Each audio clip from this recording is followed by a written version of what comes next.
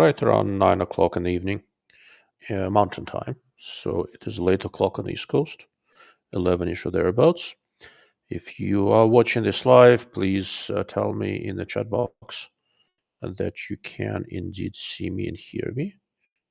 Well, see me is probably not an issue. Historically, I have problems with microphones, so some sort of a confirmation would be good. A Rumble Studio that I use has not been able to cast to Facebook lately. So the first thing I'm going to do, if you guys don't mind, I'm going to quickly pop into my Facebook page and post a link to this live stream so that if you happen to be on Facebook, you will see me. There we go. And that will also give people a chance to file in if anybody is still awake. Well, on the West Coast, it's reasonable. Let's see, I'll put a link from YouTube this time. Excellent. Jared is here. Mr. Alpine is here. Wonderful. Rumble Studio keeps on changing the interface. So I put up on the screen both the live chat and how many people are actually watching. So I'm gonna provide a little bit of background for a little bit, and then I should get. Okay, Facebook is live. That's good. Where is it? There we go. Almost there.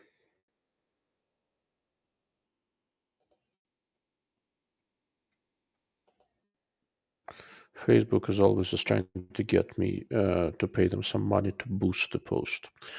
Every once in a while, but once for shits and giggles, try to boost the post because I talk about guns. They don't let me boost the post.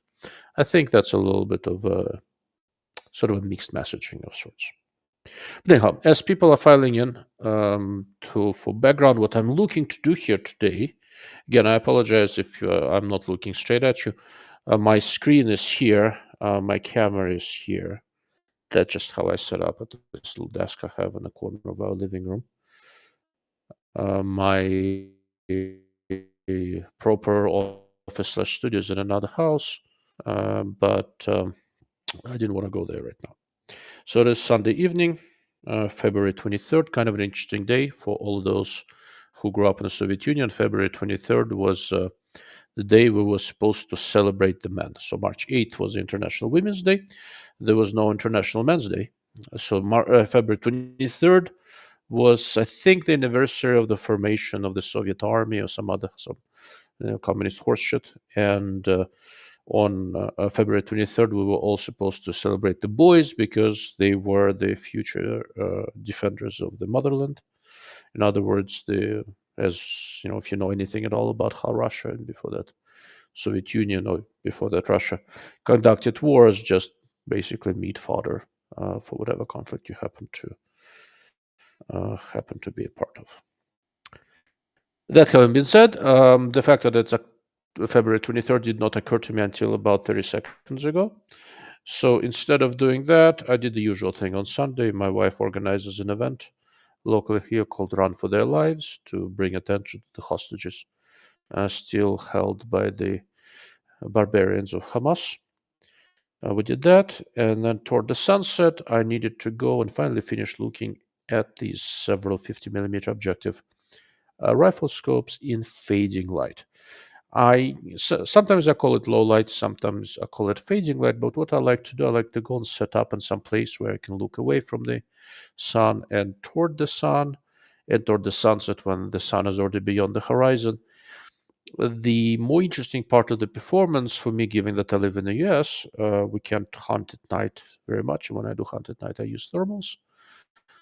But in different, from a hunting standpoint, different states in the US, we usually have either half hour or an hour before sunrise and after sunset. So a part of the optical performance that I'm most interested in when I say low light is really not pitch black. It is that transition period. And then when it's already relatively dark, how well does a particular optic handle flare, glare, bright sources, and things like that.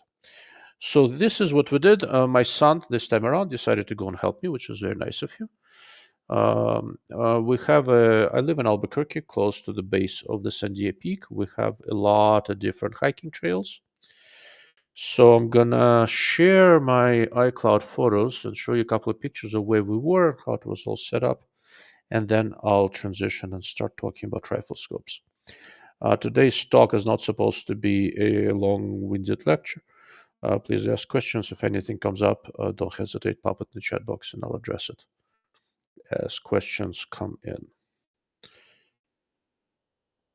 Okay, there we go. This should be about right.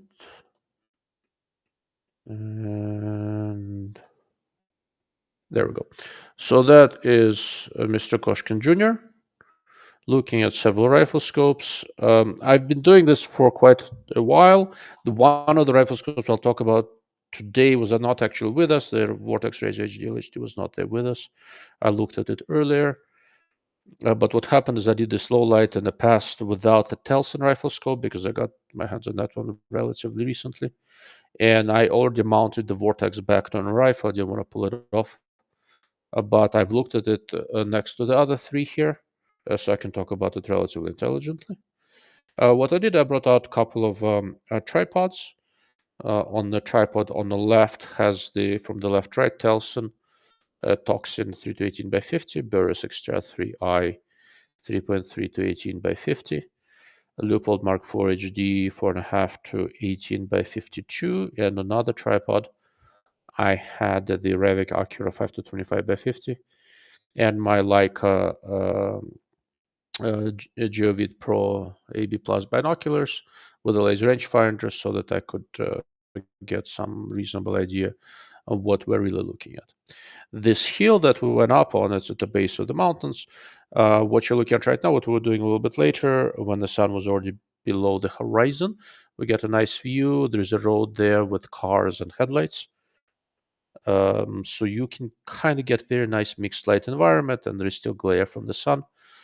So that was interesting. But if you rotate 90 degrees to the right, you're looking at the rocks on the side of the mountain, which is an interesting thing to look at because it is a relatively low contrast, but lots of details. So it is hard on optics, and it's a surprisingly decent thing to look at.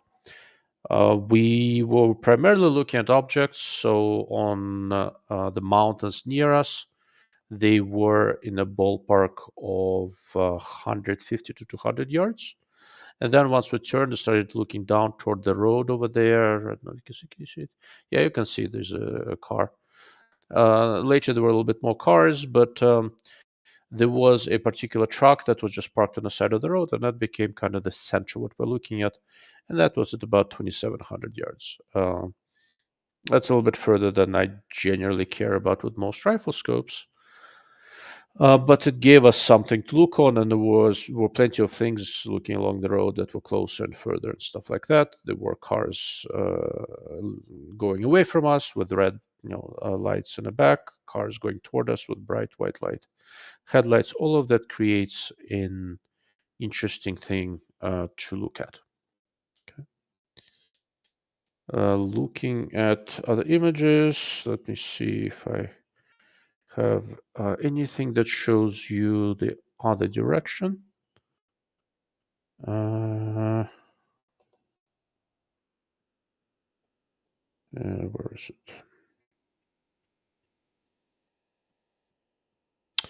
Well, a little bit. This is not ideal, but it will give you some idea of what I'm talking about. Okay, so if you look at the hills on the right, a little further out, there was a lot of interesting rock structures. They give you something very challenging to look at. Pulling detail out of a scene like that in fading light gets pretty interesting. This picture was taken before the sun was below the horizon. All right. Anything specific so far about any of these rifle scopes? So I am looking. My original goal was to take $1,500-ish or so dollar range and look at 50mm scopes that are kind of in this crossover range. So what do I mean when I say crossover? So crossover to me ideally is a rifle scope that's front focal plane, has some sort of a relatively flexible reticle, either tree reticle or mil-hash reticle, something like that. I want it to be preferably under 30 ounces. One of these is not. Revic Acura is a little bit more than 30 ounces. I have a spec table with the weight. I'll tell you exactly what it is.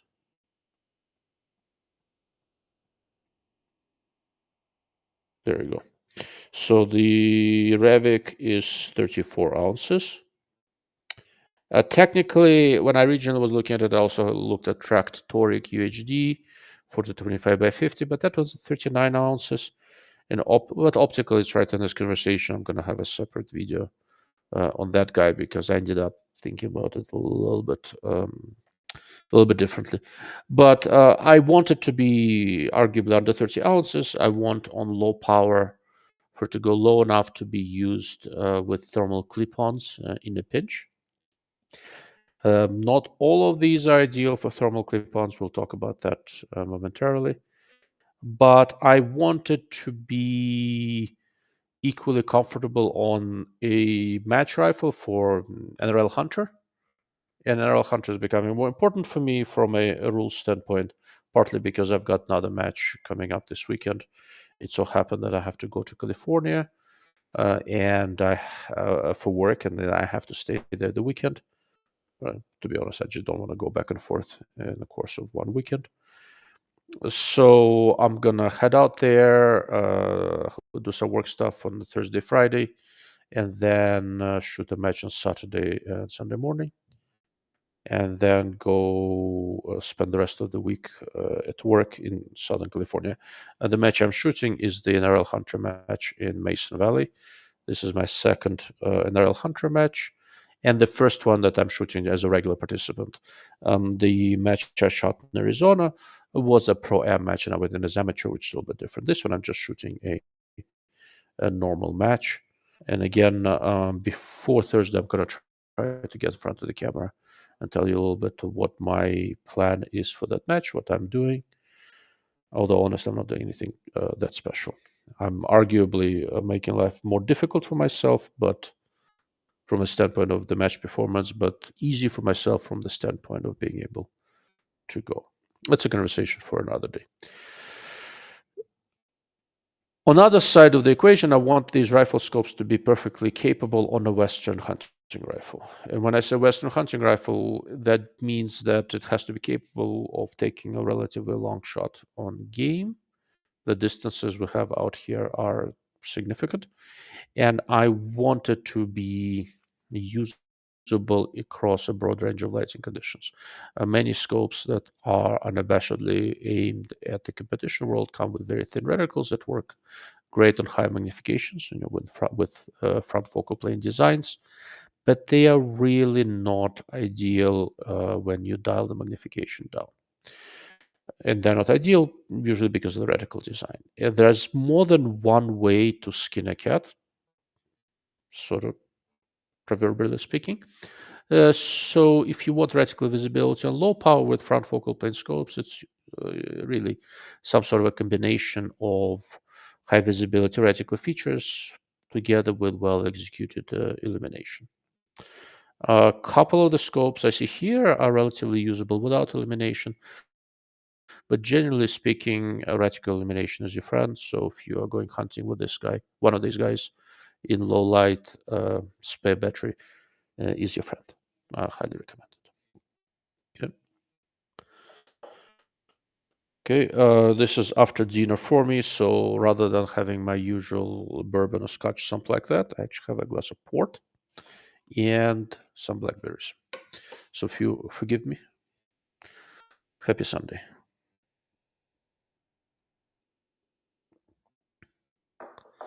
Mr. Lane Hathaway, I wish the Steiner H6 XI 318 by 50 with the STR mill would have made the list. Very interested in that scope, but have not seen that reticle yet.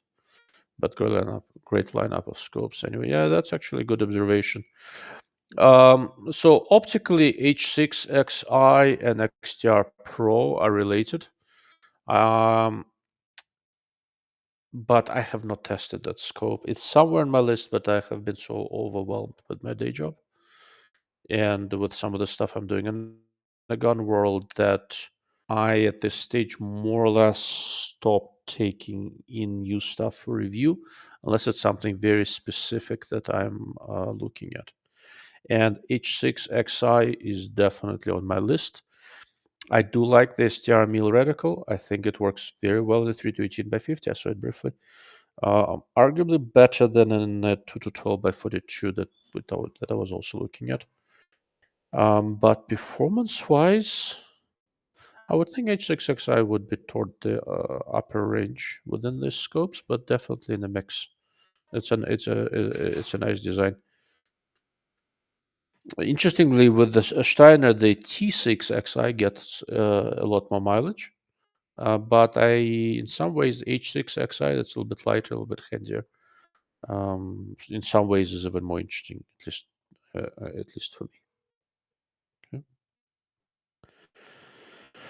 Okay, where was I? So performance. So let's talk a little bit about performance. In daylight, well, first of all, let's talk a little bit about price ranges because that's important in this case.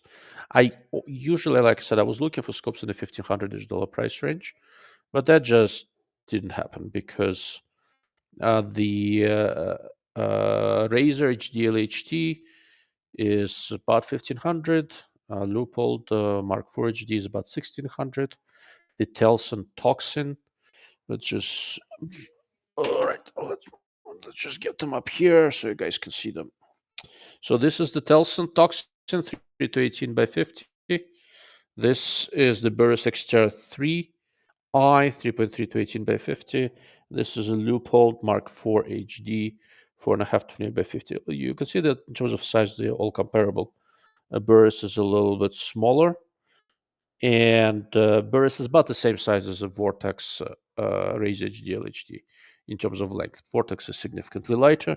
The Revic is, let's see, that's about it, right? So in that same general size range. And the ballpark and the track that I don't have with me right now is also in that general range. Again, the Vortex is already on the gun, and if I take a rifle in my hands during a live stream, YouTube kills it, which I'm hoping to avoid.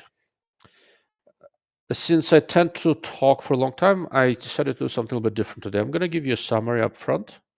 And for those who do not want to stay through this whole verbal experience, that's probably going to be better. But once again, we'll just go through questions as they arise. And if not, I'll go to sleep at a reasonable time, which wouldn't be a bad thing either. So in terms of bang for the buck, Burris is your huckleberry, right? Burris is, gosh, $1,000-ish, $1,100, something like that. And it's hanging in this crowd just fine. And it happens to have the widest field of view. It's just a hair under 30 ounces. Has lots of adjustment range, 35 milliradian. So it's a very full-featured scope, and it is the only one in this lineup that is made in the Philippines. And in some ways, it is a indication of how far Filipino OEMs have come. It only gets better. Probably feeling a lot of the pressure from the Chinese, so they have to get better. And now the Japanese OEMs are feeling pressure from everyone. If you're looking for bang for the buck, Burris is it. For $1,100, the scope is wonderful. But the reticle, the SCR2 mil reticle, is clearly oriented toward competition. It's a proper full-featured 3 reticle designed very, very well for shooting very small things. And in order to make it nicely visible at low power ranges, Burris made very, very clever illumination. The center of the reticle is illuminated in a T shape pattern. I tried to take a couple of handheld through the scope pictures, which is not always straightforward. Let me see if I have a decent one. There we go. That should give you some idea. So I'm going to put up a picture here. And keep in mind that the camera does its own thing. There's some weird flare out on the and purpling on the car headlights. It was absolutely not there when I was looking at it with the naked eye. Okay, here's what the reticle through the Burris looks like. The light is a lot lower than you think in the picture because the camera auto adjusts a little bit, makes it brighter than it really looks. If you look at the center, you'll see how Burris illuminated it. It becomes a very nice, crisp, illuminated aiming point in low light, and you can switch it between red and green illumination, which I thought was a little gimmicky, but in the end ended up being a lot more useful than I anticipated. When in truly low light, I go green. During the day, in this brownish yellowish desert environment that I'm in, the somewhat more visible green turned out to work very, very well, right? So when I am out shooting plates and I need something that stands out against the dark plate, I go green, and in low light, I switch to red. Works beautifully. Here you're looking at it probably on about 12 power, and the truck you see kind of on the left of the image is about 2,700 yards from me. When I saw the picture, I was very surprised to see that the incoming lights from trucks, from cars over there, are a little bit purplish and flaring out, and that's got to be an artifact of the camera because it was nothing like that when I was just looking at it. Okay. The way Burris sets up here is really interesting. It's a true all-rounder, and it has very nice and wide field of view, generally speaking. If you're looking to save some money, yeah, make sure the reticle works for you. But I'd pretty much go with that. When we started getting into the true low light, when the light really got low, and we started looking at the bright sources, headlights and all of that, there was some starburst around the headlights, and one of the reasons I brought my son with me is to make sure it's not in my eyes, right? And his take on how the scopes handle flare and stuff was more or less the same as mine, so that was pretty reasonable. But overall, in terms of the performance for the money, I think Burris is more or less it. Okay. It will be very interesting to see with the new version of the XTR III, with the heads-up display that Burris introduced at SHOT Show, to see if there are any obvious optical differences. I've only seen it indoors so far. I'm very curious to see it out in real life. I think that will be a meaningful improvement. Okay, so that's Burris. Leupold Mark 4 HD, 4.5 to 18 by 52. The obvious weakness of this scope is that it's a 4 times erector. So if you are, so there's comparatively speaking, it's a little bit less of a magnification range. But if you're looking to go hunting, that's more than sufficient, I think. And overall, if you're not trying to put a thermal clip-on in front of it, and on 4.5, many modern clip-ons with the longer lenses will work okay, but depending on how they've done the menus, you might not be able to see them. So that's the downside. Aside from work, and the scope is relatively long, so putting a clip-on in front of it's not ideal. Aside from that, it's an extremely well-balanced design. Field of view is a little bit on the narrow side for the field, about the same as the Vortex, and a little bit narrower than the others. Eye box is very good. There is lots of adjustment range. It's a 34 millimeter tube. It was a nice thing that Leupold did. The Mark 5s are 35 millimeter tube. Mark 4s are 34. I don't usually care about mounts, but it is easier to find a 34 millimeter mount. Unquestionably, The reticle is a PR1 mill. I have a separate video on it, and I put a link to that video in the description of the live stream. If you haven't seen it, please take a look. It's not a tree reticle, it's a mill hash reticle. It's kind of a modernization of the TMR. And what Leupold did there is the reticle is relatively bold. It's not so bold that I wouldn't be able to do precision with it. I use that for practice all the time, and it works very, very nicely. But in low light, even without illumination, it functions surprisingly well. And illumination is done very well. And on top of it, there's also an electronic level. The illuminated part of the reticle will start blinking if you tilt the scope too much. But just having my son, I know he's 11 years old and he's shot some, but he's not a very serious shooter yet. He's showing interest, so hopefully he will be. But when talking to him and looking at different reticles, yeah, that was the reticle that was immediately obvious for him how to use it. Right, one with the more complicated tree type reticles in other scope, most other scopes, not all of them here. It was less obvious to him what's what. For training young shooters, I suspect something like the PR1 mill would be really, truly excellent design. And after having him look through a lot of them, I'm seriously thinking about and putting together a rifle for him. I'm seriously thinking about putting that scope on the rifle for him and have him learn on that. Optical performance is quite good. Going into low light, the performance was very consistent. We looked at 5 power, 10 power, 12 power, and 18 power. These were the magnifications where the scopes overlapped.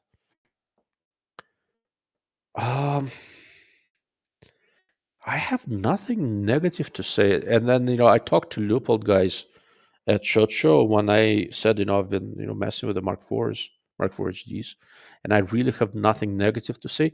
They just about had a heart attack. They're so unlike me. I always find something to nitpick on, but here, I don't know, optically it's very respectable. Okay, field of view is not super wide, but that's normal. That's just how Leupold designs them. The scope is easy to get behind. The reticle is usable. I would prefer a few more numbers, etc. Going into low light, flare was pretty well controlled. It's not the best scope here in low light, but it was close.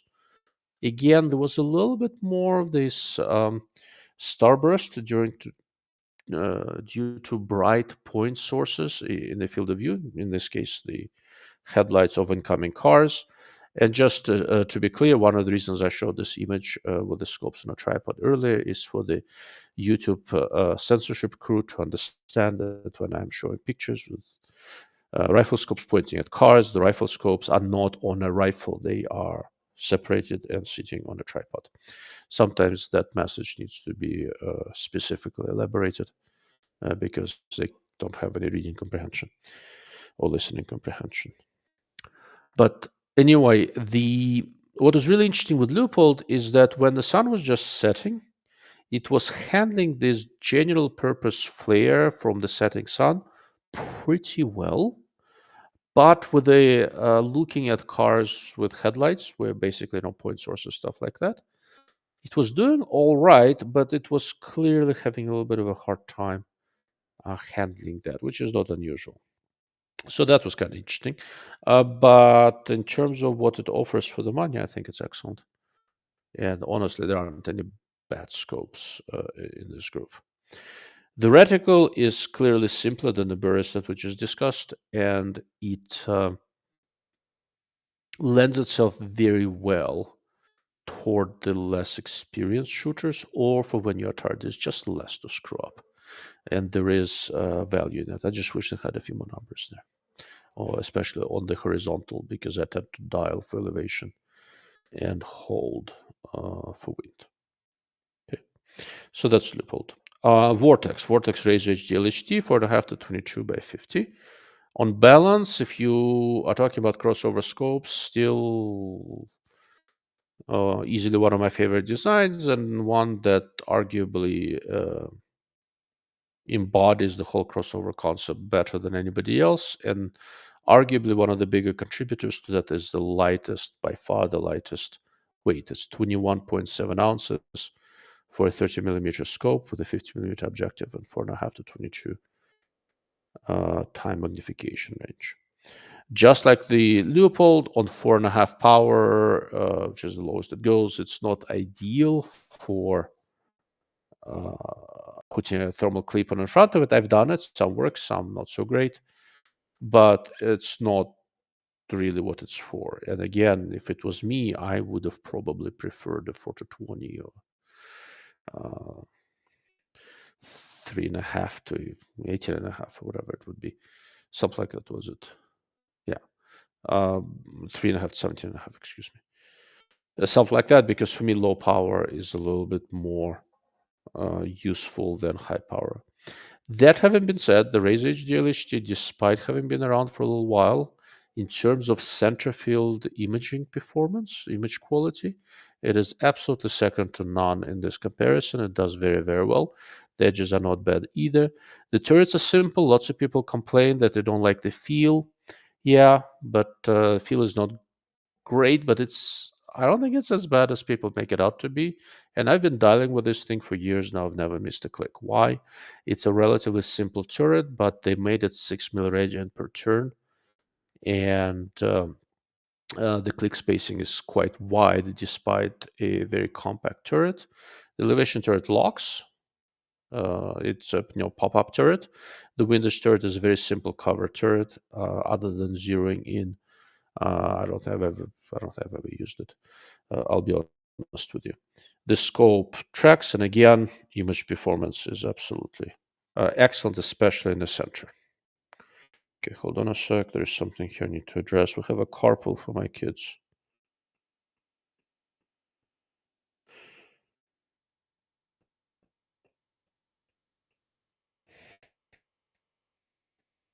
All right, hold on a sec.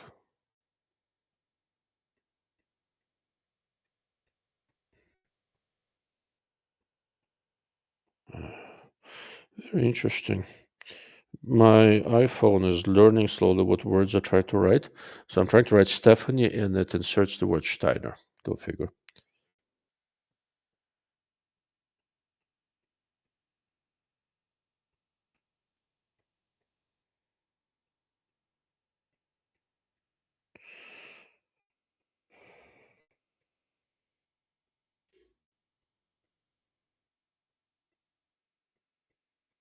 Okay, sorry about that.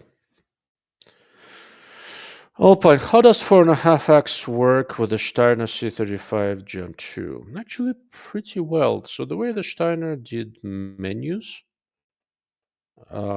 it's kind of like this circle thing in the middle, so it's not all the way out to the edges.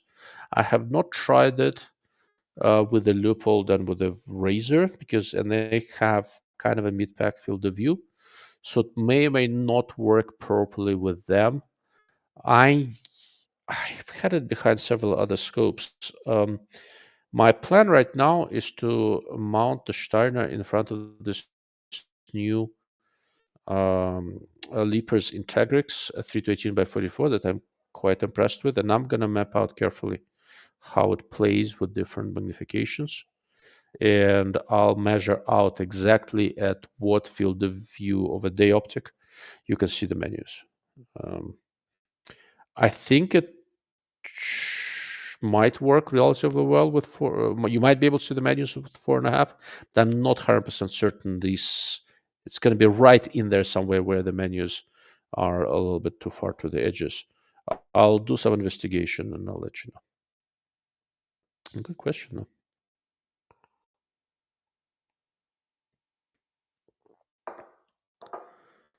The nice thing with the Steiner is that once it is set up, I don't really need the menus.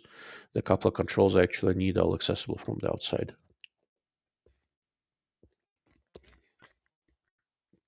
Once we've got the production models available, I am going to do a full video on the C35 Gen 2 clip-on.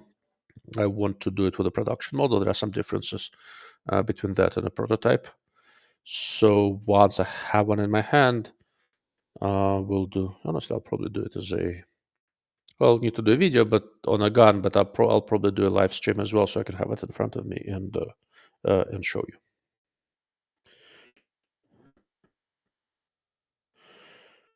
If there is time, I would be interested to know how Gen 1 and Gen 2 Nexus 5 to 20 by 50 stack up on this group. So the Gen 2 Nexus is a 5 to 25, and it's basically the same scope as this Revic Acura, except with different turrets and a different reticle. In other words, it stacks up very well. In terms of overall, well, since I have it here, in terms of overall imaging performance, Revic is the most expensive scope here, and the best one. Not the best one in a low light with bright sources. I'll talk about that in a sec. But overall, during the day, in terms of consistent performance across different magnifications, I think this is the best one out. And from what I've seen, I think Nexus Gen 2 optical is essentially identical. It's also the 30 millimeter version of this Light Optics Works design, except with different turrets.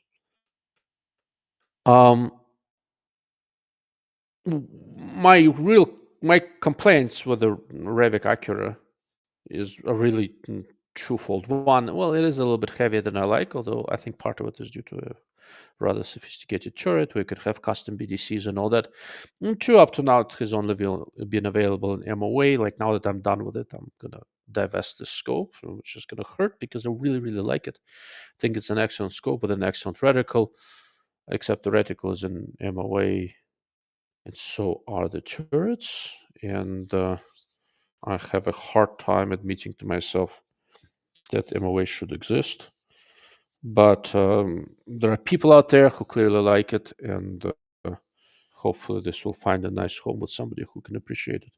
I've tried. I like this scope. I really wanted it to work. Spent a lot of time on it. Put it in my hunting rifle and went and practiced and started doing wind, and all my wind holes that I can think of, they're all in the middle region. So the MOA Acura is going to go. Revic did announce that they're planning to do a Milleradian version. I don't know what the reticle is going to look like. I hope it's going to be similar looking reticle to this, just in Milleradian. We'll see. But as I said, Nexus Gen 2 is optically the same design, and it is very, very good. Is it worth the money? Probably. But the competition here is pretty rough. Partly because these 1600 low scopes are so capable. Still, in terms of overall performance, it is legitimately a better scope. High magnification performance is quite good. Exit pupil does get a little small, so high magnification is for decent lighting. But it works, and it works well. Again, interestingly, somewhat similar in terms of pure imaging performance, somewhat similarly to Leupold. It handled the setting sun very, very well. Didn't handle the bright point sources, the car's headlights, quite as well. Both the Revic and the Leupold just had very, very good overall performance. I think the Revic ultimately imaged a little bit better. And, it doesn't hurt that it has a little bit broader magnification range. If you're trying to do competition with it, it's very, very usable, and you can go to high magnification, which can help. Though, to be fair, for an Earl Hunter, the last one I shot was all on 12, and I suspect the one I'm going to shoot next week is going to be all on 12 power too. But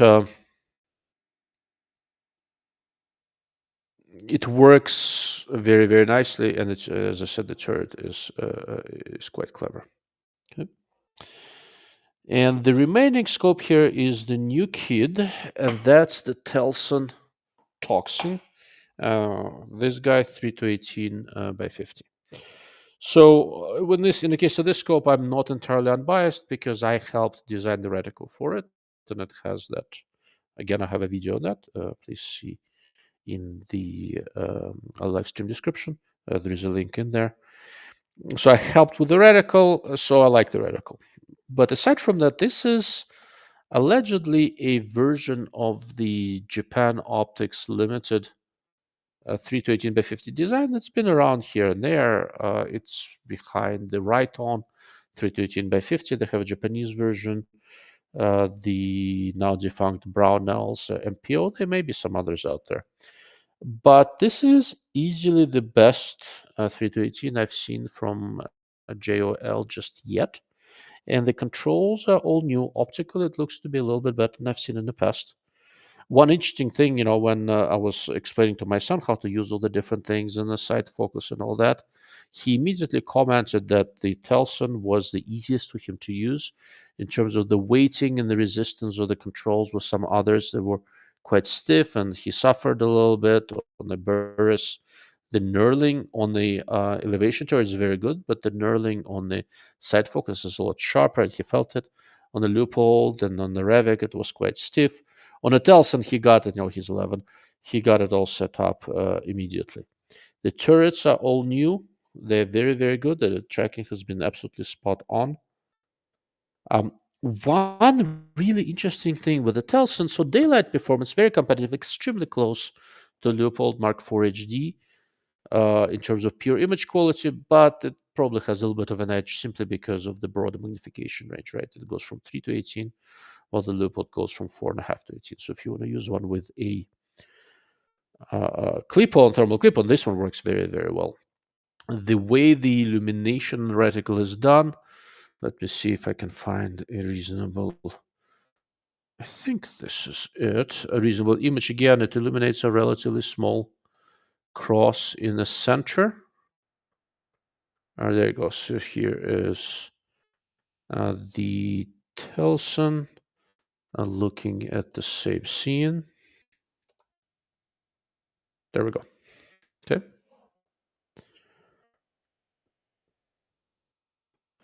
Hey, Dark Lord, what was your profession? Military or law enforcement? No, neither. I'm neither military nor law enforcement. I am, by education, I'm an optical physicist. I have a degree in applied physics from Caltech. And for my day job, I run a company that makes all sorts of electro-optical test equipment, including rifle scope testers and things like that. I primarily work with the military applications for my day job. And for fun, I shoot guns and do things like that. But I do not have any sort of a military or law enforcement background. I come at this, I'm a professional optics guy, optical engineer, optical physicist, peak one, and an amateur shooter. But I've been at this for a long time. So you can say that I'm a professional gun writer, among other things. I write articles and I get paid for them. I guess that makes me a professional. But like I said, no military law enforcement. So a lot of training with them, but no actual military or law enforcement experience. Anyhow, so here's the view of the Telson reticle with the center illuminated. I'm going to zoom in a little bit so you can see better. And the way the illumination is done, again, you've got this floating cross in the center. And what it does, it in low light conditions, it allows you to completely ignore the tree and all the extraneous stuff and just focus on this. And on low power, again, as you go to lower magnification, the additional relatively complicated features are all fade out of view, and all you have is this floating cross and thick outer bars. So across all magnifications, as far as reticle usability goes, this one is about as good as 3 reticles get. It's a little bit bolder than the Burris XTR II mil. And but the way the center is done, I always do the center a little bit open, so I would not hesitate to take this scope to something like in an RL Hunter match or something like that. And I probably will. I don't know if I'm going to do it this year. I'm trying to keep the optics consistent for my matches this year as I'm learning, but it's very likely. Okay. So there's that. What was it? Yeah. So that's what the Telson reticle looks like. Okay, I've got a couple of questions here. Mr. Jean Chiodo, what do you think of ATF changes with Patel in charge? I don't know what the ATF changes with Patel in charge will be. It looks promising. Hopefully they will stop ATF from infringing on us left, right, and sideways. But, with Patel in charge, hopefully it will get better. How much better is anybody's guess. And okay, now I know Russian military. I'm not sure what exactly. I came to the States when I was 15. I did not serve in the Russian military. I'm quite happy about that, to be honest. I graduated high school in Los Angeles from Fairfax High School and spent most of my life in California. Moved to New Mexico in 2019. Okay. So going back to Telson, the reticle works very, very well for me, but again, I'm not unbiased since I was involved in its design. Controls are very good. Zero stop is easy to set. Everything works. My field of view is sorter meat pack. Let me see. I don't have that in front of me. Let me pull up the specs and see what is the field of view. Weight is right at 30 ounces. There is 39 mil of elevation adjustment, which is quite a lot, so it should do nicely on refi LRs and stuff like that. But there you go. I found the field of view. Let me do some quick math, and we'll be good to go.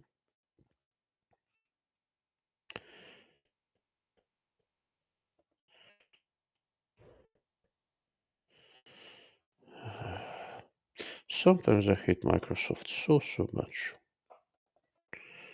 They make everything retarded.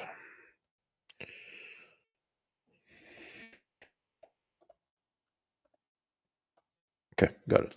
So the field of view is not super wide, but it's wider than Leupold or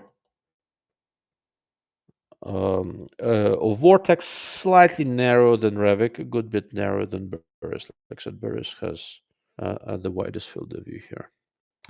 My one real complaint with Telson, and I've voiced it to them so they know, sort of have maybe disagreement, maybe I'll convince them to do another version. The windage turret is exposed. It's a very nice turret, but with a 3 to 18 scope, I fully intend to never ever dial windage unless I am zeroing it. Turrets are not locking, and that probably contributes to them having a pretty good feel. And with the elevation turret, since there is a zero stop, I don't mind the non-locking feature at all, since I can always, without looking at the turret, check to see if it's at the zero stop. But with the windage turret, if you are hunting or humping around with this thing, you can accidentally knock it off zero. It hasn't happened to me yet. Well, on this scope, it has happened to some others in the past. You can accidentally bump it off zero, and you cannot confirm that it is at zero by touch. You actually have to look at it, which in low light and stuff like that starts getting harder, especially as I get older. My ability to see things right up close becomes worse and worse and worse. And it's especially bad in low light. In low light, when your eye pupil dilates, your focus distance starts getting further from your eye. All of the other scopes here have covered windage turrets, and I think for this class of a rifle scope, that is the way to go. On the other hand, on the positive side, the image quality of the Telson is again extremely consistent across the magnification range, works well across the board. The reticle we put together so it is reasonably usable across the board. And what surprised me a little bit is that when looking at car headlights in a really low light, well after sunset already, basically we're at the very tail end of shooting hours, maybe already beyond the legal shooting hours, legal hunting hours. It handled the bright point sources the best out of any of the scopes I had here, and that surprised me a little bit, because during the day I was going to say, okay, it is similar optically to the Leupold and somewhat similar to the Vortex. Probably better at the edges than the Vortex, similar to the Leupold, consistent performance, but at the broader mag range, which is good. I did not expect it to handle flare quite as well as it did. Maybe that is some sort of a subtle change that Japan Optics Limited did with the scope that I did not see on the previous versions. Again, all of the scopes here handled the setting sun surprisingly well. One of the effects you get with the setting sun is something called the veiling glare, where there is so much reflection from the front larger surfaces and objective lens system that everything looks kind of like hazy. Sometimes it's almost like a veil in front of you that destroys everything. In this case, all of these scopes had very moderate veiling glare, nothing that would potentially prevent me from taking a shot. But when we got past the sunset hours, when I had a very high contrast situation, the Telson Toxin handled that better than any other scope in this group. There's a lot less flaring out on the car headlights when we're looking at them. Okay. So that is largely it. I think that covers all of the scopes I wanted to discuss today. If there are any other questions, now is the time. I think I addressed everything that we've had so far. If there's anything that comes to mind, please ask. I'll hang around for a few more minutes. And if nothing comes up, I'm going to bid you adieu. I was sitting there thinking earlier, I owe you guys a couple of different live streams. One is, probably should do another one on what's happening in the Middle East with Israel and the crazy Hamas Palestinians. That's probably worth a discussion, just kind of a different, difficult topic. I am waiting for the mount for the Steiner C35 Gen 2 clip-on for the production mounts to be here. I have the prototype mounts. That's one of the things that I'm really looking forward to. I'm trying to arrange a time to go potentially shoot a hog sometime in late spring. I'm not entirely sure how that's going to pan out. Right now, what I've got on my schedule, I have this match in Mason Valley outside San Diego this coming weekend. I'm going to do another one in Colorado near Larkspur first weekend of April. Again, I've got a work trip to Colorado. I'm just adding a couple of days to it to be able to shoot a match. And then in late June, I'm going to shoot the Burris Optics Team Challenge in Wyoming with a friend of mine. Oh, that's interesting. Mr. Lane Hathaway, Steiner C35 Gen 1 versus Gen 2. My Gen 1 spends a lot of time recalibrating a lot. That's odd. I tested the Gen 1 and I don't remember that. But either way, Gen 2 is a better clip-on, honestly. Its image quality is similar, but a little bit better. Configuration is broadly similar. It's smaller, it's lighter. It has a downside. They didn't design it with a Picatinny mount in mind. So the good guys at Annex Defense are bringing one out. And I helped them come up with a design. It's not a complicated design, but we basically try to make it compatible with as many possible rifle scopes as we can. And where is that? There we go. So they've got the pre-order page up. The production mounts are imminent here.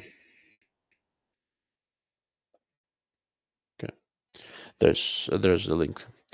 So short, aside from the mount situation, I think the Steiner Gen 2 is the best one of the bunch, and I've spent a lot of time with it. I don't remember any of the excessive recalibrating. It does it once in a while. On all of my different thermal scopes, when this option is available, I set it up to not recalibrate automatically, to only do so on demand. I generally don't want them automatically recalibrating. So, Mr. Alpine, I assume the Delta Striker 3.5 to 21 by 44 would have performed well in this lineup. Thoughts? Yeah, it would. It's actually a very, very nice scope. And I considered adding it in But then I like to group rifle scopes by objective diameter. And I wanted these to be 50 millimeters. The only exception is the 52 millimeter Leupold, but that's how they decided to do it. The next comparison I do will be on the 44 millimeter scopes. There will be some variation in prices and in magnification range. We're gonna base it on the Delta Striker 3.5 to 21 by 44, which is one of my favorites, and on this new Leapers Integrix 3 to 18 by 44 that I got my hands on just a week or two ago, and I'm really impressed with it. I'll be honest with you. I'm gonna go see what other 44, 42 millimeter scopes I still have. There are a couple here. Again, the magnification range is a little bit different, but I group them by the objective diameter. And I have, what else do I have? I still have the Black Hound, I think 2 to 12 by 44. I have Leupold Mark 4 HD 2.5 to 10 by 42. And I have the Swamp Fox Warhawk, I think 2 to 10 by 44.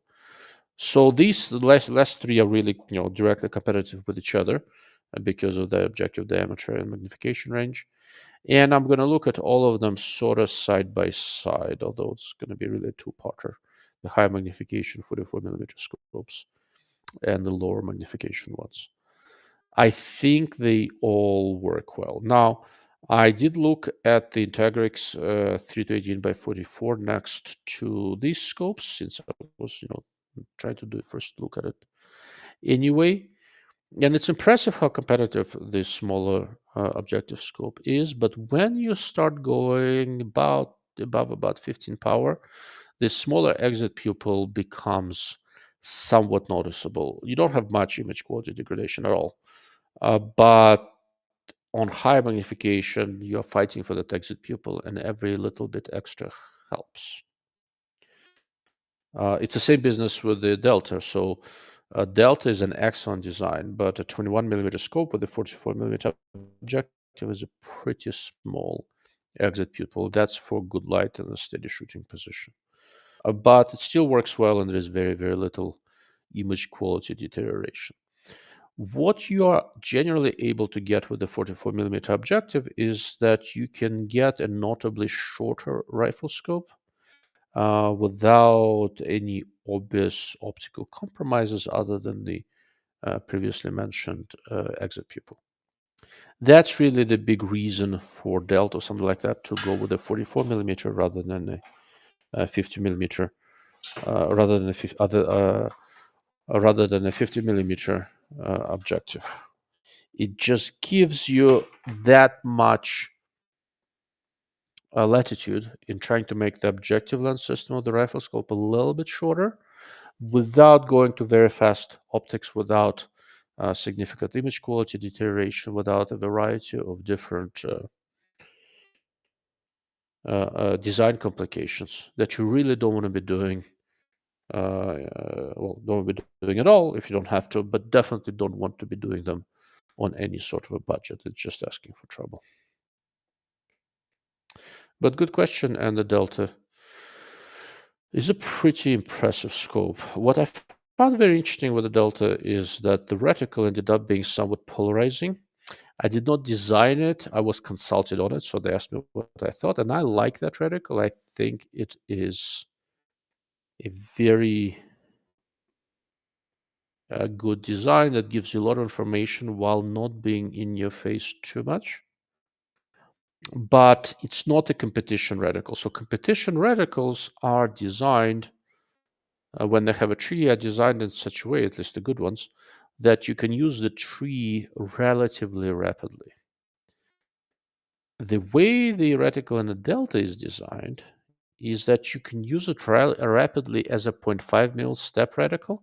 If you want to go finer than that, you have to slow down and think about it. Right? That's the compromise between having a reticle that is too busy. But it turned out to be surprisingly polarizing. It was a little bit odd to me. I was considering trying to shoot some matches for under the what's it called, quantified performance moniker. Unfortunately, I don't see any that are sufficiently near me in the next few months. I maybe in the second half of the year I'll find something that would be very interesting. These are gas gun matches, and in their open unlimited or whatever it's called class, something like the Delta 3.5 to 21 would probably be one of the better available scopes. If I identify a match that I can actually make, the way I do this, I don't want to take separate trip to go to a match. So that means I need to find one in an area where I have to go anyway for work reasons. I travel a ton for work. I just don't want to travel more than I already do. If I can find one somewhere convenient with one of my work trips, then I'm going to sign up and give it a shot. It sounds very entertaining. It's kind of like gas gun PRS style, but I think the way they do points, they just track your time, how long it took you to hit stuff. Something, I don't know. I need to look at it a little bit more carefully and go try to shoot a match. For me, these 44mm scopes are really at their best in accurate gas gun world, but they do unabashedly play better with clip-ons because they can be made shorter. So Alpine, I had a Mark V 3.6 to 18 by 44. And although it's a good scope overall, I felt it was not a good value and optical performance was underwhelming. The new Mark IV HDs I've seen were more impressive optically. Obviously, they made compromise with a very short Mark V. I had the 3.6 to 18 by 44, and mine was quite good. But yeah, there are compromises they had to make that scope quite so compact.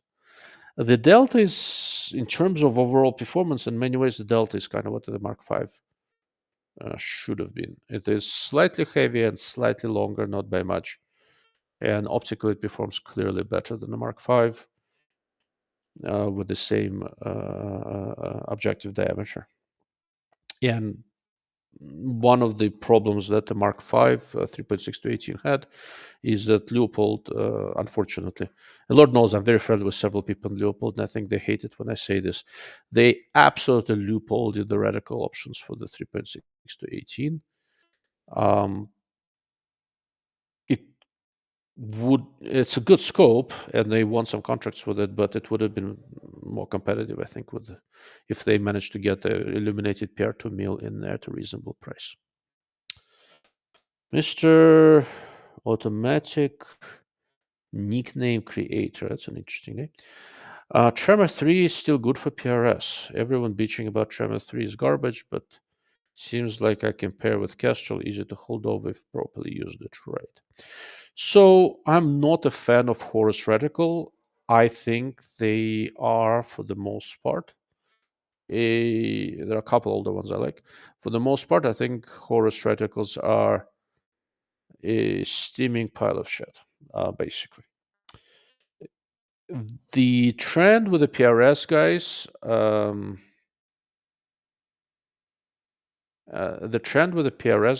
is they are dialing everything. They're definitely dialing elevation. Many of them pre-dial wind and then hold for small adjustments. I don't know of anybody using a Tremor 3 and holding everything for PRS. Or honestly for NRL 100. Doesn't mean there isn't somebody out there, but I just don't think it's a good way to go. I've talked about Horus Reticles in the past. I think it's basically a mosquito net designer's wet dream. It's too excessive, and if you are in a hurry or very tired, they do not have an easily identifiable primary aiming point. It is a problem. I've tried them, I've used them, H59 and Tremor 3, and basically everybody I know who still uses them in the civilian world, the military you have to, right? So you use what they give you. Everybody I know who still uses them in the civilian world basically ignores all the Tremor bullshit that just uses them as a mill grid radical. That's it. So Can you shoot well with it? Yeah, absolutely, right. If you know what you're doing, you'll shoot well with almost any reticle, Tremor 3 included. Would it be my choice? No, absolutely not. So, Mr. Alpine, should I buy a strike or wait for the new primary arms offerings to come out for day-night clip-on setup? I don't know. Look, my basic take on this is that I never tell anybody to wait, almost never, because if you need a scope now, buy a scope and use it, right? Delta is a good scope. How will it compare to the new primary arms? I have no clue. I've talked to the primary arms guys, and I should have one here sometime in the summer. When exactly is hard to say. These things always slip, so I really don't know. Probably maybe toward the end of the summer. Yeah, I liked what I saw at SHOT Show, but I will say this: so the primary arms, the scope, for those of you who were not up to speed on that, the scope we're talking about is a new PLXC 2.5 to 20 by 48. It looked very good, but only saw it at SHOT Show and briefly. There are two reticles it comes with. One is a mil hash reticle called the Deca G2, and another one is their version of a tree reticle. And the tree reticle I didn't like for the same reasons why I don't like Horus reticles. So for me, that scope is really viable with a non-tree reticle with a Deca G2. When you are thinking through it, if you want the scope of this type with a tree reticle, I'd just get the Delta and be done with it. If you prefer a mil hash reticle without the tree, Delta does have one, but I have not used it. But that may be worth figuring out what the primary arms is going to do, because I do really like that scope. It's going to be more expensive than a Delta, though, I think. Or is it not? No, it's about the same price as a Delta. So if I would prefer a non-tree reticle and you're not in a rush, it may be worth waiting. If you want a tree-type reticle, I don't think the primary arms one is very viable. Mr. Alpine, I prefer no tree for hunting. Okay, there you go. So if you're in no rush, it may be worthwhile. If you need one now, Delta is a good scope, and they do have a non-tree reticle, but I have not used it myself. So I've seen drawings, but I have not used that one. Okay. Mr. Jamie Vinegar. Interesting name. Do you have any concerns regarding the robustness of the razor, ability to take abuse and tracking accurately and holding zero? I've heard these concerns from other sources. Yeah, I've heard these concerns too, and every time I chase one down, turns out to be bullshit. No, I do some work with Vortex for other things that I do, so I know exactly how many of these came back for any sort of an issue, and yeah, I'm not concerned about reliability. If you use proper mounts and you set up the mounts correctly, that's pretty much it. If you're referring to the infamous rock slide drop tests, it's a steaming pile of garbage. It's an absolutely uncontrolled test, and it's funny in that they have some scopes pass and some scopes fail. And I know for a fact that there's the same exact scope, just marketed by two different companies, right? So I think one of two options there is possible. Well, there are three options. One is guaranteed they don't know what they're doing. That's not a good way to test scopes. Two, the mounting methods suck, very likely, because that's not the crowd that learns their lessons real well, it seems. And option three, they are shamelessly lying to make the brands they want to look good look good. I don't know any of the people who are doing it well enough, and that is what it is. So anyhow, would I be concerned? No, I shot a sheep with the Raise HDL HT, humped it up and down mountains. It is, I just put together a rifle for myself to occasionally try to shoot in the production class for an aerial hunter, which is not so easy on scopes frequently. and I put the HDL-HT on it since it helps me make weight. I have zero hesitations about its performance, and mine is a relatively early one. It's been through many bad things, and it has not skipped a beat. So that's that. Mr. Alpine, I have a good friend who's beat the crap out of his HDL-HT. Doesn't look pretty, but functions perfectly. Yeah, that sounds about right. Look, the truth is, between modern well-made scopes from well-made OEMs, of well-made manufacturers, marketed by respectable companies, you will every once in a while a dud will come through, but for the most part, the way the industry has matured, most of the scopes, hold zero, stay together pretty well. Not that there aren't some differences, but most of them are imaginary. Right? There are a few brands out there who make very good marketing out of saying silly things about the reliability of their products. But that's just that. That's just marketing. Now, to be fair, there are some products out there that truly are crap, right?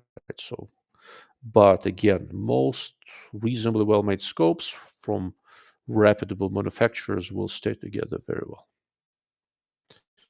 Statistically speaking, doesn't mean that you won't be, even a blind squirrel every once in a while finds an acorn, right? Doesn't mean you won't be able to pull one randomly that just happened to be the one bad one. I'm doing a review on Element Hyper 7 rifle scope right now, and it pairs really well with their weapon mounted module RF rangefinder, right?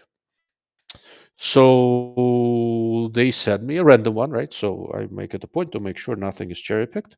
They just sent me a box with the laser rangefinder, and there is a USB charging port that's rotated 180 degrees. So, okay. I'm very friendly with Element guys. I checked the guys out at their warehouse in Sweden. They went and ripped open every box of the RF module that they have to see if there's like a bad batch or something. Nope.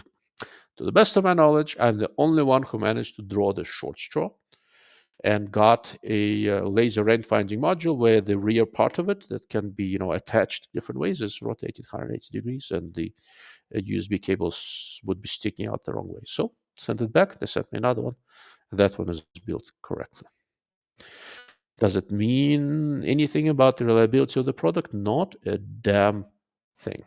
Anytime you make anything in sort of volume, there will be some small number of units that fall through the QC crack. But for just about any reputable manufacturer in this, for example, in the price range of the scopes I'm looking at, if they get the 1% failure, they will stop everything and start going troubleshooting. And none of them are even close to that. So, right. Sorry, it was a long-winded answer, but it was an interesting question. I like blackberries. There's something to growing up in a colder place where I like berries, which is more of a northern thing, I think. All right, what else you got, guys? Mr. Automatic Nickname Creator said, I'm guessing he probably did not expect my relatively antagonistic take on the Tremor 3 reticle, but I think the propagation of Horus reticles was a significant disservice to the shooting community at large. They were marketed in a dishonest manner, in my opinion, and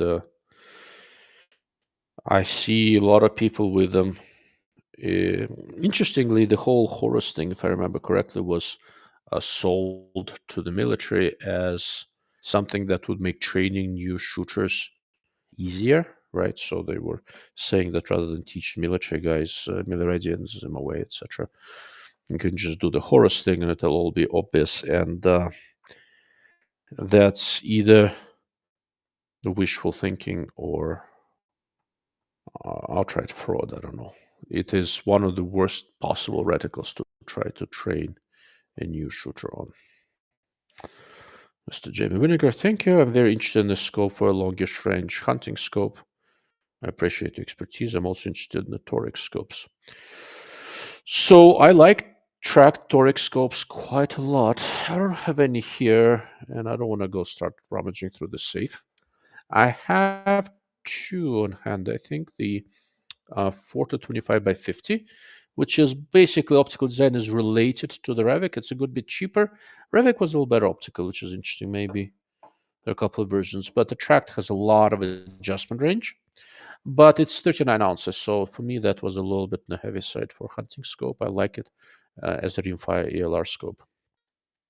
The toric scope I really like for hunting. That's probably on balance and for the money my favorite scope in the tracked toric line is the front focal plane 2.5 to 15 by 44. I have the Milleradian illuminated version, and it's just a great scope. It's under $1,000. I think it's about $990. Oh, by the way, I need to add that to my 44mm scope comparison. It's a little bit longer than I like. It weighs right at 30 ounces, so a little bit heavier, but it's not ridiculous. Image performance is very good. It's easy to get behind. Eye relief is relatively long, so field of view. No, field of view and eye relief are kind of in a tug of war, right? The longer the eye relief, all else being equal, the narrower the field of view. So field of view is not very wide. It's pretty similar to the Leupold here, and it's just very. It's kind of where lots of things come together very nicely. So if you are not looking for more magnification, I think the toric 2.5 to 15 by 44 is absolutely worth looking at. And in terms of bang for the buck, $100,000, it is really, really impressive. Again, in terms of bang for the buck, depending what kind of reticle you like, track toric is worth looking at, and this Burris XTR III is worth looking at. But the reticle approach on them is radically different. Toric is a much simpler reticle, much more oriented toward hunting. The Burris, the reticle, is more of a competition reticle, but clever illumination makes it adaptable to different lighting conditions. I talk about reticles a lot, and there is a reason for it. Every time you look through a rifle scope, what you see is the reticle. So don't discard the reticle if you are shopping for a particular application. It is worth your while to look at a bunch of reticles and try to think through it, look at them at different magnifications, and see what reticle design would work best for you, right? It makes a big difference.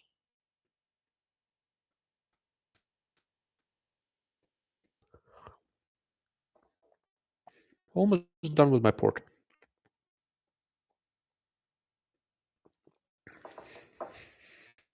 Ian might see. Oh, so I talked a little bit in the past. I made these coffee tumblers. They have my logo on one side, and inscription says "Making sense of the nonsense since 1991." 91 happens to be the year when I came to the US. A few people said they want one. I put up a payment link. It's on YouTube. It's on my website. A few of them ordered it. All of the ones that were ordered have been shipped out. I think I have 3 remaining. I ordered a few extras. So yeah, so if you go to my website, there's a paywall. If you become a paying supporter over the first 3, I will send you one of these mugs. So like I said, I have 3 left. That's all I got. If there is a lot of demand, I can always make more, but that will take a little time. Okay. Alrighty. We've been at it for about an hour and 20 minutes. So let's give it another 10 minutes. I know it's Sunday night. Everybody on the East Coast, on the East Coast, it's past midnight, so everybody's already asleep. On the West Coast, it's already getting after 9, and I should be wrapping up. It's a long day tomorrow. So let's do 10 more minutes. I'm going to hang out here for a little bit. If you guys have anything else, I'll address it, and if not, I will try to squeeze in one more shorter live stream to tell you about the NRL Hunter. Maybe Wednesday. I need to think about it. There are a couple of possibilities. I'm gonna drive out to Arizona then California. So maybe I can do something from the road if the reception is good enough. I've tried it in the past, didn't work super well, but maybe worth a shot.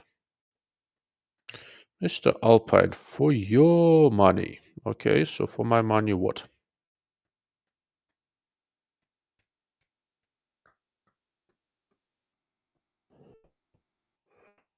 Okay, I'm guessing there's a continuation to that.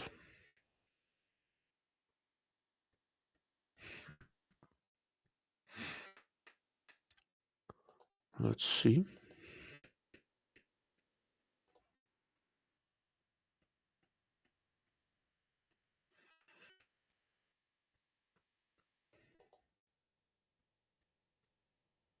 All right, Mr. Lane Hathaway, thank you for sticking with us. And sorry it was sort of short notice. I'll need to try it again. YouTube lately has not been allowing me to pre-schedule these live streams using an external service. I'm gonna give it a shot again and see if it works. But unfortunately, it's hard for me to give you guys a heads up. But anyhow, I appreciate you sticking with me. If you have any questions, you know where to find me.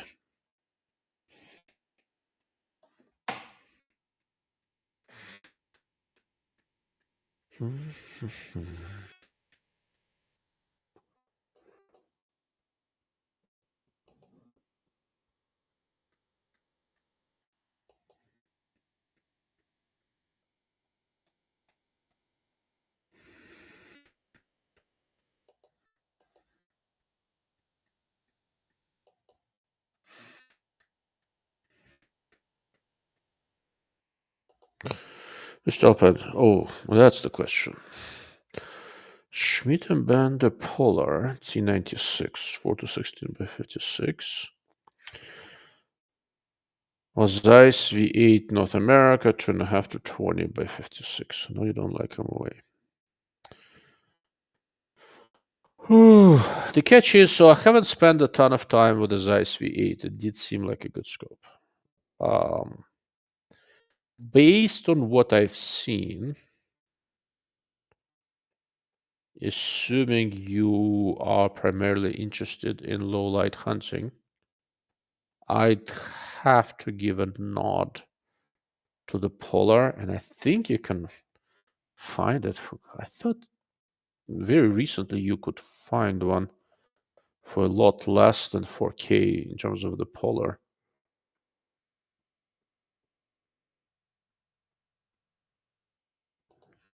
Hmm.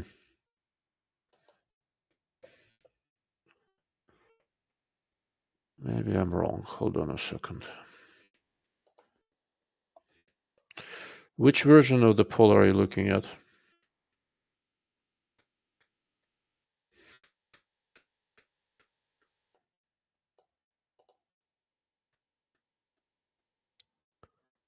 Four to 16 56 Polar. Yeah, you're right. It is just under 4K. There are second focal plane ones for 2300 on your optic. I have to even admit that when I was messing with the Polar, I actually the one I liked the most, arguably, is 12 by 54. The 4 to 16 was very good.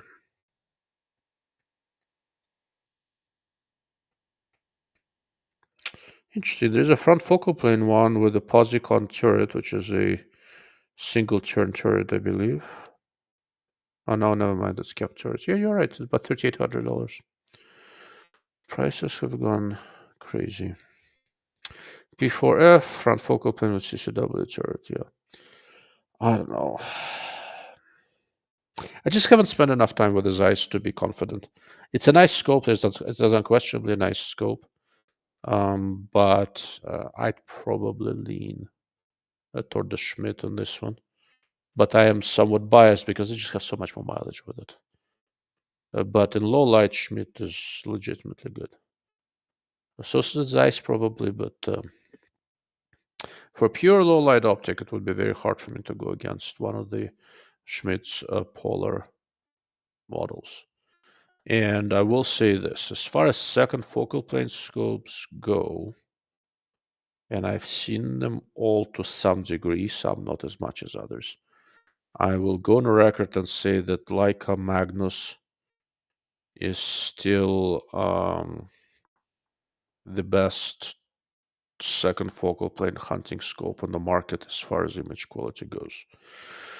It's not so easy to find ES anymore, but if you look, you can probably find one. A 56 millimeter objective Leica Magnus will probably be, if you want a second focal plane scope, would probably be my pick. If you want front focal plane, just get the Schmidt and be done with it. And honestly, that would be my bet. Hard to find a Magnus. It is. So Leica is kind of redoing a little bit the way they're doing business.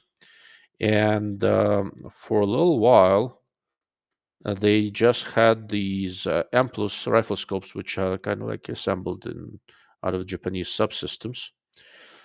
They will be bringing in several versions of the Fortis rifle scopes shortly. I don't know if it's already on the website or not. One of them, the Fortis Glossy, is, and there's going to be the non-glossy Fortis soon. I have not looked at the Fortis, but I've had a couple of people mention that they thought it was basically just a Magnus optical system for less money because Magnus wasn't selling very well. Depending on how much of the rush you are, it may be worth checking out. But for now, they only have the 1.8 to 12 by 42 Fortis. So they don't have the large objective ones on the website yet.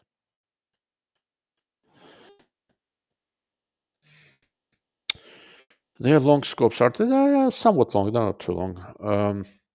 Alpine, who is making scopes for Blaser? So they make them themselves. So Blaser is the same company that owns GSO, German Sport Optics, something like that. And that's the manufacturer, etc., behind Minox and Blaser. Blaser at some point bought them. So they design and make their own scopes. I think a couple of the binoculars are made out of subsystems from Kamakura. But the rifle scopes, from what I remember, have been unique for Blaser. I've tested the 1-7 by 28 a long time ago, and I thought it was spectacular. And I've looked at a couple of the others. At the time, they had a 2.5 to 20 by 50 and a 4 to 20 by 58. I didn't look at them super hard, but I looked at them a little bit in terms of mechanical quality. They were spectacular, and optically, both were very good, with the 4 to 20 by 58 being just stunning. But it had a very simple. There were front focal plane scopes with good illumination, but very simple number 4 reticle, and they were not interesting in doing anything different. They were doing the German thing, where they don't listen to anyone. Are there some Minox scopes that might have some of the Blaser magic without a rail? Yeah, Minox scopes are very, very good. I haven't looked at the more recent ones. I'm only familiar with the ZP5, and they're excellent. The problem with Minox is that they are functionally absent in the US market, and customer support is not great. Service is difficult. And while they're generally well-built scopes, I don't know if I'd given all that, how much I trust them too much. And the Blaser scopes make sense if you have a Blaser rifle, right? There are some features that do that. Beyond that, I don't know. Minox basically, willingly removed themselves from contention in the US market, and I don't think they're supporting their products especially well in the US. So that's not something that, unless something is going to change relatively soon, that's not the. And I say that with some amount of regret because I used to really like Minox scopes. But under the circumstances, that's not something I would necessarily consider. Unfortunately, again. Optically, they were excellent scopes, but if the scope is not supported, yeah, that's a problem. Okay. So I'm looking at like a 40 scopes on their European lineup, European website, which should give me an idea of the models, and they are coming to the US. And they will have a 2.5 to 15 by 56. I don't know enough about how good it is going to be, so we'll see. But I will take a careful look when it's available.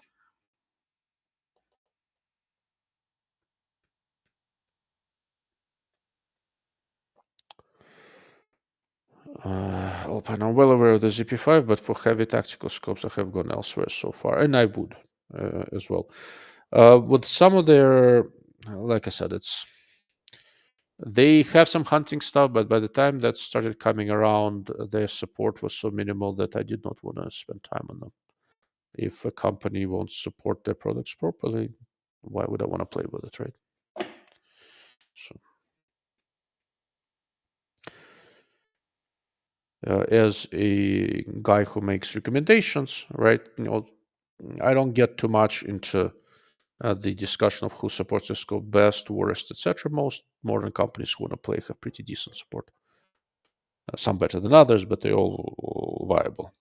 There are a few that are just difficult, and Minox has a well-deserved reputation for not being easy to work with. So.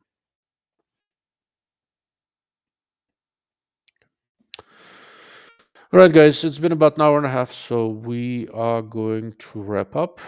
If there are any remaining questions, and now's your time. Otherwise, in about 2 minutes, I am going to shut this down, finish my blackberries, and go to sleep. Need to be up a little before 6 tomorrow to take the kids to school. Okay. Thank you all for sticking with me. I know, again, it was sort of impromptu and a little bit unplanned.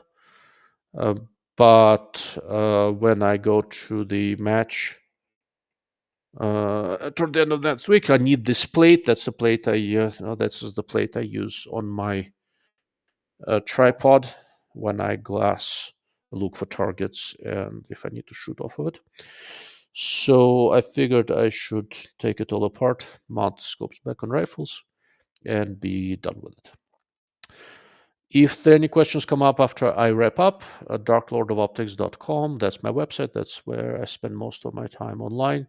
If you put in a comment under a video on any of the platforms where this streamed, I will eventually get to it, but I make no promises on when.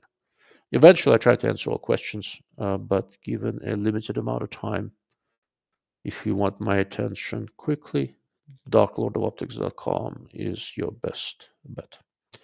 Thank you all, and have a good night.